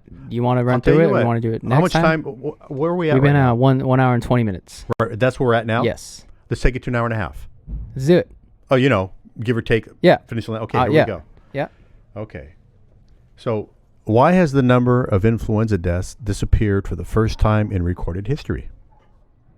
Okay. Why are the world governments listening to a very small number of so-called medical experts while there are hundreds of qualified doctors, virologists, and scientists who are hands-on being silenced and censored, even threatened for trying to engage in open public forums and discussions towards a stronger plan? Why is the media reporting that hospitals are overflowing with this thing and patients when, according to staff members such as yourself, hospitals are normal to empty? So we just talked about that. If there is a global situation, why are medical, fire, and police professionals being terminated for this thing and issues related to this thing for not submitting to foreign untested chemicals being installed into their bodies? So I actually used the religious exemption at the hospitals there. Through a letter? Through a letter. A form or letter? Yes. Okay. Through a form or letter. And from what I used, and for people that are listening, this is just what I used. I think it was I'm gonna butcher this, but it was a Bible verse that said, "My body is a temple for God," and something along the lines of that. And they accepted it. So I was able to not take the experimental jab. I got to tell you that it's commendable to the person that made the decision. I give credit where it's due. That's commendable. Wow, that's awesome. They did that. I'm also highly surprised because I do know people in the same area here that were not granted that. Oh, wow. But it probably speaks upon you too, yourself, Branden Dale, as far as maybe your position and the value they put on you and having you there. So, I mean, you got to give yourself some of that too. Yeah. Yeah. I mean, no ego there. It's just. Yeah, no. Because I have heard of some people that have. Oh, wow. Yeah. That's interesting. Yeah. That's good. So, yeah, that just for people that know that I was able to not take the jab. I think it's wonderful. I think even just the attempt is wonderful. Instead of saying, you know what, I got an appointment at CVS tomorrow. Don't throw in the towel, guys. Don't. I mean. Keep trying, yeah. Yeah, yeah. And this is not a fear porn, fear-mongering show, but, I mean, this is. Hope. Yeah, we got to imagine this is not a one-size-fits-all, and it might not be the right thing for you. And in addition to that, from what I've heard, because I can't prove any of this stuff, but that there's only a certain percentage that are getting the real deal. So let's just break it down into thirds. 33 and a third percent are getting 33. There's that number. There's a number, right? It's a Freemasonry. And then you have the saline. Yep. And then you have, which is nothing. That's placebo. And then maybe you just have a minor version or a mild version for the other 33. But out of those 33 and a third percent that get the real deal, yeah, maybe that only affects 12% of them. But I guarantee there's adjustments going on in the meantime. This is an ongoing experiment, and we have to remember that the goalposts are always being relocated and moved and hidden. So, and we're dealing with a lot here, but that means you need to put in more effort because it's a lot. Okay. All right. And this is personal for me, and I'll get into just a quick support of this. If this is a real health situation, why aren't homeless people dying in the streets? And once again, You've had experience with this. I'm myself not being homeless, but I mean seriously in the family. Yep. But let's go back to 2020 when no one knew what was going on. Mm-hmm.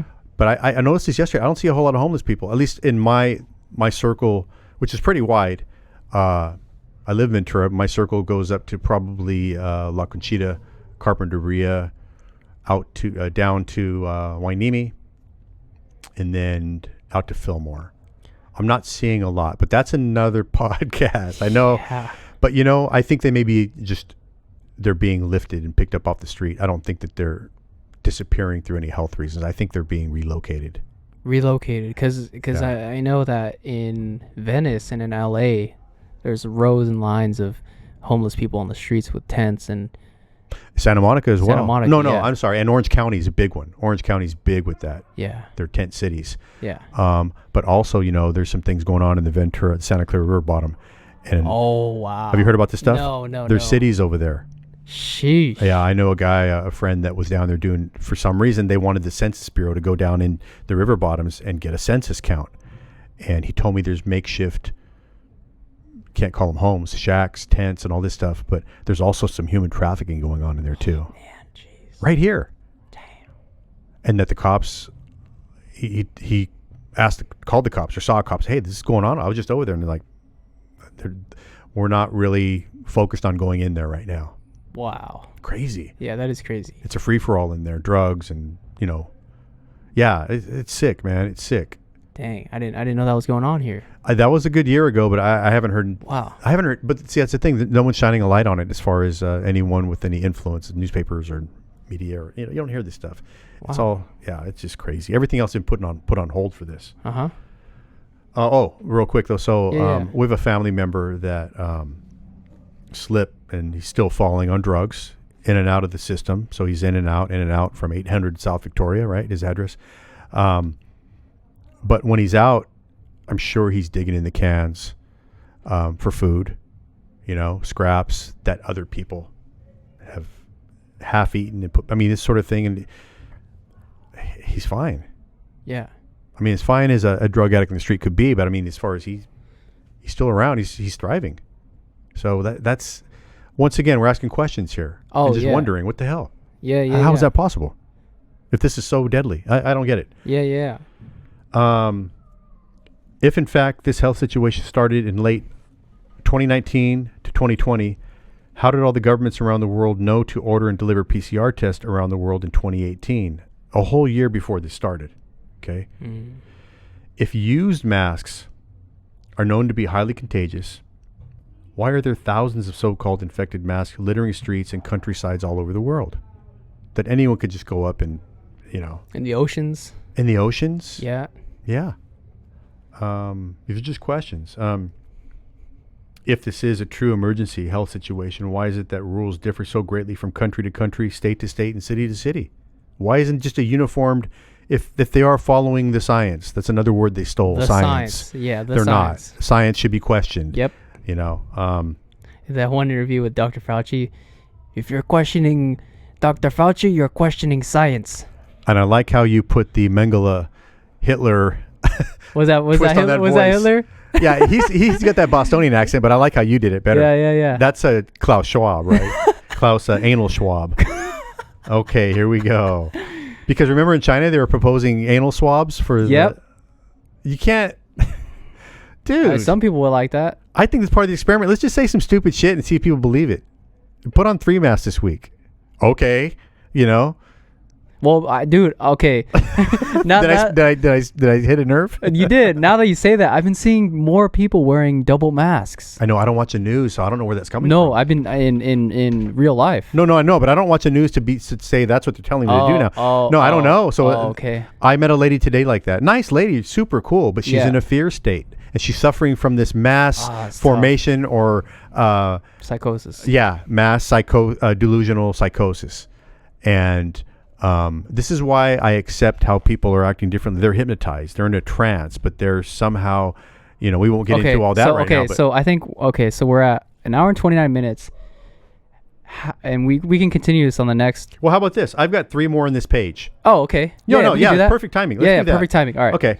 And then I'll bring it back to that. So we could keep going. Okay, but ultimately you're the captain, so you. No, let's keep going. Okay, no, but I'm saying, but after this third question, Yes. I'm leaning back, dude. It's on you. No, let's it's like finish if this you page. Take a trip. You're driving. I'm taking a nap. We can finish this page. Okay, here we go. Yeah, come on, let's do it. No, we got 3 more. Okay, now, if children are unable to carry and transmit this thing, why are kids wearing masks and schools being shut down? Question. That's a tough one. If masks work and protect humans from this thing, why haven't we been using them every year for the influenza, tuberculosis, and or hepatitis? Doesn't make sense. Okay. Last one for this page and for the show.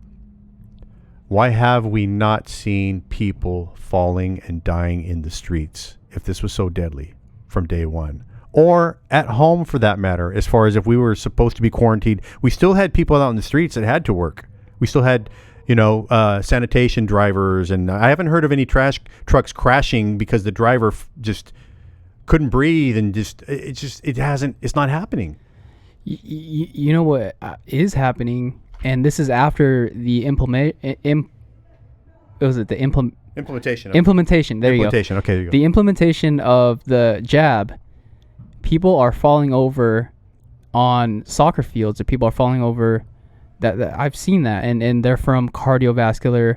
But when you say people, you're talking about high-level athletes. You're not just talking about people walking on a. No, we're talking about high-level athletes. Yes. Okay. Yes. Right. Basketball players too. Yeah. Basketball players, soccer players. But soccer, a great number of soccer for some reason. Maybe I know they do a lot of running. Yeah. They're doing a lot of running. Which is getting the heart pumping. Yeah. Okay. So I think they're averaging some people 10 miles per game, which is a lot of. So I think Sergio Aguero had to retire early. Famous Argentinian soccer player. By his own choice, or he just couldn't pass the medical anymore. I think it was by his own choice, but he was having these side effects from the jab. Injuries, right? Injuries, yeah. So that was just adding on to what you were saying. Yeah, that's a great support. I've known about that. I forgot about it up to now. Here's the thing. My wife watches the news, but she's not on the, every now and then I used to go to MSNBC or CNN. I would flip over there and let me see what Don Lemon or what's his name? The bird Jake face Tapper. guy. No, that bird face guy with the white hair, the Vanderbilts. What's his name? Oh, Anderson Cooper. Yes. Yeah. I want to see what those guys are saying.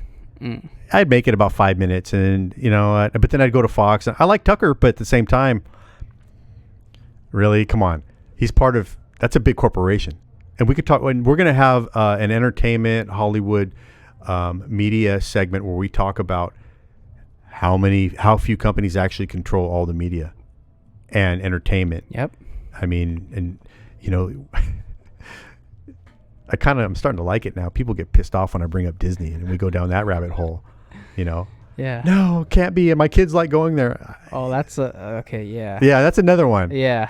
Yeah, that's a pretty good one. Okay, so like we said, I think we were talking about this yesterday, to end this appetizer on a positive note, and we were talking about how people are in a mass psychosis. Right. How delusional is a key term. They have to be delusional. So it's a delusional, mass delusional psychosis. Okay. I mean, delusional meaning that they are deluded. They're seeing things that aren't there. So they're out of touch with reality. So in your opinion, how, to end this on a positive note, how do we get out of this mass delusional psychosis? I think you're delusional thinking I'm going to come up with a positive twist. No, I'm joking. Yeah. Yeah. That's a tough one. You think so? No. Well, yeah, it is a tough one. Yeah. I mean, obviously. But just tips, I think we were talking about this yesterday. Well, I think this can help with, and I think what we can do is talk about our planned and, proposed series on this whole thing. All right? Yeah. How we can take this in a different way and not just talk about, like as we did in this entry here. It just kind of morphed into that. Just a little appetizer. Yeah, a little appetizer. We kind of got, I don't want to say dark, but, it was not a lot of good news. But I think that I like how you and I talked about, let's take this in a whole different direction. And of course, we're going to have to prove some of our points, and the points they're going to be the truth, which is not, all puppy dogs, cotton candy, and, nursery rhymes. It's going to be different, real stuff. You can't handle the truth. That's going to happen. And those are the people that just aren't, they're not ready. Literally, they don't want to believe it, or for whatever reason, I don't know. I can't, and I'm not judging, but I think that what we can do is talk about ways to escape this. Now we're still under within the grip of the controllers, okay? Because you still have to partake in this and that, and everything. But there's things that we can be doing to not be so directly involved, and to strengthen ourselves in positive ways to prepare for what may be coming next. Because as we know, this is a contract, expand, and you should always be wary of the calm before the storm. And more than wary, that's when you should be gathering your goods and and talking with your family in a calm state. If you wait until the storm hits, it's always tougher to get everyone's attention, and things should be discussed with calm, not panic. And there's a lot of panic going on right now, but I don't even want to say I think it could get worse, but I think that we don't know what could be coming next. The way things have been going, and as much as we're lied to, I just find it hard to believe that everything's just going to go back to whatever. And on that, I'd like to say my final note here is that we like to think that the past, what we had before, was so great. Yeah, look at my car, man. And look at my girl, and look at all these shiny things, and we just got back from here, and we're going there. All these things that they are experiences, and they're great. But I feel like everything wasn't great. So taxes, you work. I tell people this, you've never, and I'll tell this to you, Brandon, you've never paid taxes in your life. You've never paid taxes, and you're going to probably, even though you're not saying anything now, you're probably thinking, okay, where's he going with this? I always pay my tax. No, you do not pay your taxes. They're taken from you. And you look at your check, look at the stub. Look how many people get a bite of your check. You're the last one to get your check. Now, that's a whole other podcast. I mean, literally, right? We want to get into how taxation is not even in the Constitution. Matter of fact, if you go deep enough to the original Constitution, not the new one, the corporate one that we live under now, we got to get back to the original one,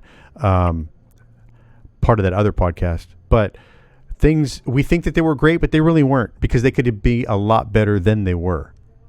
But I think we need to have our own reset, and I think it's going to be less government, more self-reliance, more community-based. More community, more local. Exactly. Yeah. It has to be that. People have to start becoming community-based. Doesn't mean that you have to start hanging out with your next-door neighbor or the guy across the street. It doesn't mean that as much, but you will start to find that when you start to get to know your community, not even so much that you have so much in common with them, which you do. We have to, because we use the same streets. We use the same, utilities, everything. So we have that in common, and we can relate. We have that relatability, but also you're going to appreciate the differences that you have, because in community, you need to look out for each other. People have different skills. Exactly. Yep. Exactly. And through all of this, all of these, first responders, nurses in particular, being laid off, this is going to be one of the most valuable things that we're going to have, electricians, engineers, and healthcare, because a lot of us aren't going to be really rushing to the doctor unless I've got a compound fracture. I want someone, and being proactive with your health, not waiting until you're sick. But yeah, I'm starting to question the whole industry. Doctors are being forced into a corner. If they don't get on the plan, they're going to lose their license and their ability to practice medicine. And like George Bush Jr. said in that one of his famous speeches, when he said, gynecologists won't be allowed to practice what they love with women. He actually said that. He actually said that. We got to play that on one of these, man. I want to play this right now. Listen, yeah, look it up. What the fuck? But I just feel like we need to be more self-reliant. We need to start taking care of ourselves, being in charge of our own lives, and not relying and waiting on other people to do this. Who did you say it was? That was George W. Bush.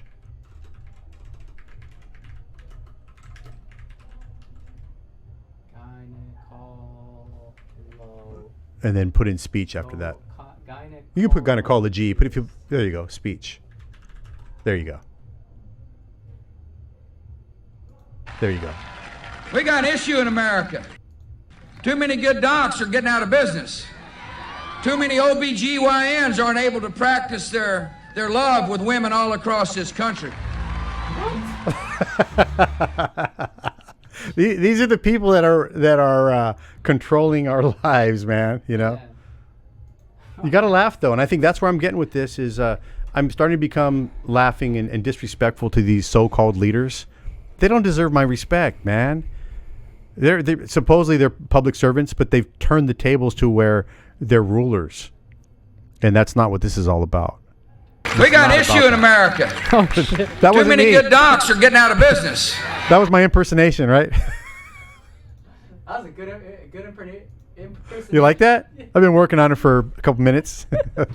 All right, I think we could wrap this up. Yeah. We've got a lot coming up. This is just the beginning. Yeah. And so for now, are there any groups or projects that you want to promote that you'd like to have more people know about? No. No? And I'm not Stay hiding tuned for anything. the next one. No, yeah, we got a ways to go. But I think without specific groups, I really do, and I really do believe that we really need to start connecting with people. Those of us that are willing, some people are not, and that's fine. But I think that there is a small percentage, and small is good. In this case, small is good. Grassroots, right? We need to start connecting and talking to people and talking about things you never thought you ever would, about growing gardens. I think gardening is a big thing, and I'm talking about edible gardens and landscapes because that's going to be a real deal. I do one of these shopping apps for cash, and I'll tell you what. That's how I saw you at Target. That's how you saw me at Target. And you know what, man? These shelves are, you never know, man. I've seen bread. Empty shelves. Dude, bread. I was trying to get sourdough bread. Good luck. Yeah, good luck. Want to hear a weird one? Yeah. I've been for at least a couple weeks, and I've heard this at multiple stores, that global shortage. Condoms. Yeah, if I was single, I'd take the blame for that. But Me. That's that trip I took to the Virgin Islands. They had to change the name. What were you going to say, though? Old joke. Global shortage of cream cheese. Wow. So it's weird, man. I mean, people were grabbing, what was it, paper towels? Toilet paper. Toilet paper, yeah. And water. Yeah. If you're still on that, get it now while you can. Stock up on things, non-perishables, canned goods, rice. I mean, and once again, not panic here, but you'll be happy that you did, you know. And a water purifier filter. Also, one of those, yeah. Yeah, that's a good one too. Exactly. Whether it's Brita or whatever, you know, whatever you like, just start. And, you know, an easy way to do this is go online and, you know, people used to laugh at preppers. I'm not a prepper, but I'm conscious. I have a freezer in the garage, and, you know, I don't have a lot in there yet, but I'm a generator, these kind of things. A lot of this stuff, talking to other people, why it's good to communicate and talk to people, you get ideas, but also just Google, you know, prepper items and just look at the bullet points and the checklist of things that you should be getting. And it's really not, you know, stay away from the Doritos and the, you know, the junk food, I guess. Cinnabons. And sodas and all that kind of stuff, you know. Yeah. You can have some of that, but what I'm saying is so my biggest concern is not even because of all this and that someone's going to manipulate the food chain. It's actually, it has as much to do with a natural disaster. I worked for the Southern California Edison Company for almost 20 years, and I was in a meeting one time, and so this was spoken probably in 2012, 2011, somewhere in there, in that time frame. And in a group meeting, a large meeting, someone asked about power. If it goes out, how bad could it be? And because they talk about the grid being feeble and, you know, not operating at its at full efficiency anyway. This was in Pasadena area, but I think it'll be similar anywhere that power can be down for up to 4 months. That's just power. So, but then you're talking about where are you going to get fuel? Everything's, Food. food. Refrigerators. How are you going to keep your food non-parrot? You're going to lose it. Yeah. You're going to lose your food. You can't go buy ice because there's no electricity Salt? to keep. That's Well, how are you going to learn that in a pinch? And then you're talking about tens of thousands of people in this community. I mean, that might work for you. How much salt do you have? Romans were paid in salt. Dude, how much salt do you have? I don't have that much But that's salt. what I'm saying, I'm sure you could use the bags of pellet or, crystal salt they use for your softeners. I mean, that might work. I don't know if you pack it, but really. No. Yeah, who really, yeah. That's a tough one, and then, okay, so you're good for a week. Then what? Yeah. But that's why landscaping and gardening But to is your going to point, be so valuable. yeah, that's a great point to Even collecting rainwater. Yeah. It doesn't rain a lot here, but you could probably get 50 gallons a year. We had a couple weeks of rain. You probably could have got at least, I don't know, 30 or 40 gallons out of it if you would have had a system that drains from the gutter into a drum, like a perishable food, or what am I trying to say? A plastic, like a 50-gallon drum or something 55, like that. yeah, but it's food grade. But then you have a filtration system that when you pump it out, like you were saying, like for the tap, and you could have rainwater. You could even water your plants that way. That's you awesome. could use it as gray water, even you could boil it and drink it. You could also shower with it. Gray water. This is a whole thing, Mm-hmm. And so these are the things we need to study up on and get well. It's one of those things. It's like auto insurance or life insurance. Well, life insurance, you're going to die one day, but hopefully you never get into an accident and you never need it. Well, shit, man, I've been driving for 20 years and never got in an accident. And you start tallying all you paid them over the years. I threw that money away. You didn't. I mean, I get it. I feel that way sometimes too, but I guarantee the day you don't have it is the day you get in that collision and now you're stuck, And so it's just that kind of thing that, especially with food and water, it's better to have it than not need it. Than not. And it's more of a habit and a practice. You just got to start doing these things. Go to the Dollar Tree or 99-cent store and just start buying some duct tape. Buy batteries. Just start buying things that you might be able to barter with later and trade. Hey, what do you got? I got batteries. Yeah, I need some tape though, man. My windows or whatever, I got a crack in my window or whatever it is. Yeah. Okay, well, I'll trade you a battery for, a pack of batteries or whatever it is. Mm-hmm. There's a lot of things that you can get at the Dollar Tree, the dollar stores. That people should be doing plastic bags. And seriously, where are you going to go to the bathroom? Have you thought about that? Sewage might not be working. Oh, wow, yeah. So, I've not thought about that. Yeah, so we can do an episode on that too and really run down a list and give ideas once Should we do that again. for the next one? What do you think? No, I think we should get back into the thing. The thing. But with more, stats and then, yes. Yeah. But okay. Behind the scenes, you and I will map that out. Yeah, let's do it. But you're right. One of that if we need to start preparing, then something like food and supplies probably should be very high on the list. And maybe it would be the next one because you better get started now because you may even be late, but it's better to be late than never. And, once the ship sails and those shelves are empty, Sure. And think about this. If you have family members or yourself, anyone, yourself included, are you on any medications? Yeah. Are you able to get enough for a few months? Well, have you figured that out yet? Have you even tried to say, hey, I can't, I'm out. I need more. Oh, we can't give you any more. Well, where are you going to go? Like we were talking about this yesterday. If my prescription glasses broke, I would be You'd be fucked. Yeah, I would be fucked. Yeah. Yeah. You would be. My eyesight is really bad. Yeah. I've got a backup. Well, you know what? I've saved the last two. So we're going back like about every 2 years to get glasses, right? And luckily for me, the prescription is barely changed, so I can still use those in a pinch. Yeah, but you never throw those out. When you get new shade or new specs, you want to save them. Yeah. And once, like we were talking yesterday, go to the dollar stores and buy just the little reading glasses. At least you can read a map or you can read directions on something. You won't be screwed.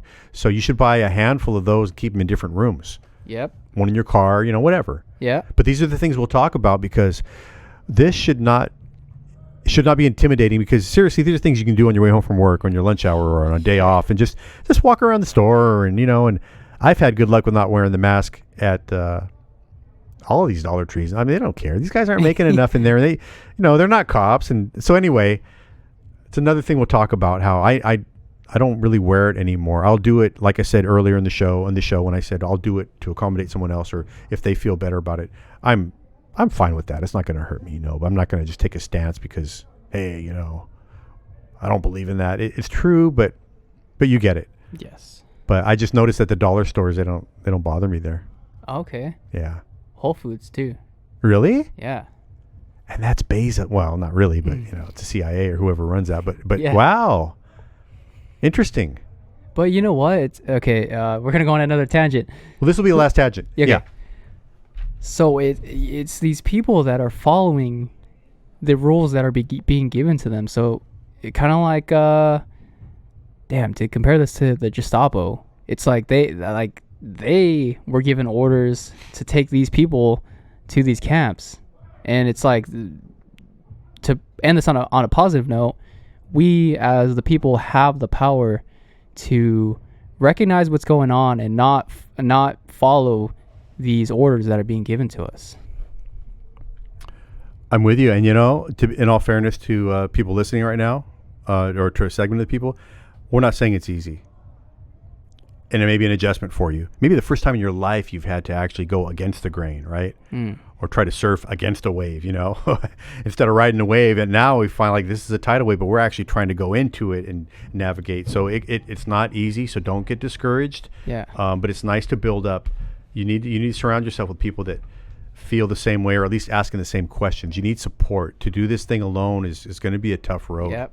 Yeah, and you may live in a household where you're the only one that feels a certain way, or someone in that house feels maybe like the way we're talking, but you don't feel that way, and you think that person is, you're bringing this stuff into the house or whatever. I get all that, but all I can speak is for someone like myself, and I would say that like Branden, like you and I are doing, we're building a network. Yeah. We're helping each other. Yeah. Yeah, and we're just just sparking. I should probably do something like that. Yeah. Might not be identical to what I need or what I'm doing, but what you're doing will bounce back. I never thought of that. Yeah, like the shitting. I was like, damn, where am I gonna shit? If the Is that the positive note? Yeah. Okay, you must be eating you must be on a strict diet of nothing but rose petals and maple syrup because well, you need 5-gallon buckets for that, for the average size ass, right? And I'm flat but average, flaverage. But you need trash bags to line that, right? To line, and this is honest, to line the bucket. Are we digging holes? Are we? No, because that's not. No. No. I mean, what are you gonna do when you run out of places to dig holes? That's just not a healthy thing to do. No. Well, no. Well, is that From my understanding, anyway. Is that fertilizer? I don't think so. No. I mean, not that I've ever heard of. Not human. I mean, sounds like a lot of bull to me because I think bull's the way to go when you want to fertilize, bovine. But no, but seriously, you want a bucket and you want liners. And I mean, sooner or later you have to set up plywood or partition, for your family. Or these are weird things, man. Weird things to talk about. But once again, it's not just because of this thing going on. Natural disasters. And in California, Northridge was the last one. Was that 92, I think? But someone will look that up. But that was the last big one. But we didn't get to that point where it was like survival. Yeah. Not here in Ventura County anyway. My wife's from Fillmore, and it was pretty bad over there, but her house was still functional. But these things happen, man. And for us to just forget and think, nothing will happen here. Shit, it's probably going to happen at 1:30, 3:30 in the morning. You're not going to expect it. Or you're listening to your favorite song, you're driving down the freeway, or you're at work, whatever, and then holy shit, the phone lines are down. Well, who's at my house? I got to pick up my kid from school, or I've got to, my whatever it is. But these are the things that we're not trying to pump fear, but if you've got enough brain space to know your Instagram name or moniker, you should be memorizing your important phone numbers. The lyrics of WAP from Nicki Minaj. Yeah, see? Oh, wait. Do I know that? No, I think there's a little kid back in the day on Ellen that sang that. I think it's Wet Ass Pussy. Oh, is that what that is? Yeah. Yes, yeah. I'm glad that I'm not in touch. Yeah, don't. Try not to. No, yeah, I'm doing pretty good at that. Is that who that is right there? What's that? Can you point the camera at that thing right there? What is that? That's Majin Buu. Who? Majin Buu. The pink one? Yeah, that lady with the yellow glove. Oh yeah, so that's Majin Buu. So he's part of the. That's a he? Yeah, Dragon Ball. And what he does is he uses that antenna there to turn people into chocolate, and he eats them, and that's why he's so fat. Okay, I'm gonna talk so the microphone's my way. Oh wait, it's opposite. it has to be this one. That's my mic. So Oh, this wait, is I your can actually camera. I can actually. Well, people know though, right? I'm probably the only guy that doesn't know. Yeah, Okay, well I'm screwing everything else over here for you're you. good. No, you're good. Let's see. There you are, right? Yep. Oh, we're good. I think it's good enough. Is that your lotion endorsement there? Lotion endorsement. Not sponsored, but sponsor me. Sponsor the podcast. Okay. Does that come with a box of Kleenex or? No. Freaking outside. All right, that's it, guys. Stay tuned for the next one. Yep. Peace. Peace. Peace, y'all. I didn't know you.